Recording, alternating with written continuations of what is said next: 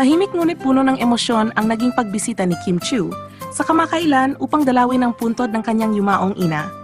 Sa larawang ibinahagi ni Kim, makitang tila gustong mag-focus lamang sa paggunita at pagdarasal para sa kanyang mahal sa buhay. Bagamat walang malinaw na kuha na magpapatunay, marami ang usap-usapan kung kasama raw ba niya si Paulo Avellino sa pribadong pagbisitang ito. May ilan kasing fans na nagsabing di umano'y nakakita sila ng lalaking nakasombrero at naka-jacket sa paligid at paborito raw isuot ni Paulo ang ganitong ayos kapag nais niyang maging low profile sa mga public appearances. Kung totoo man na nandoon si Paulo, ibig sabihin sobrang solid ng suporta niya kay Kim, lalo na sa mga personal at sentimental na okasyon.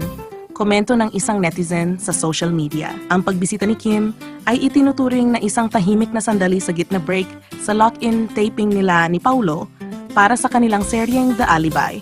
Para sa mga fans ng tambalang Kim Pao, mas lalo raw itong nakakadagdag sa kilig factor.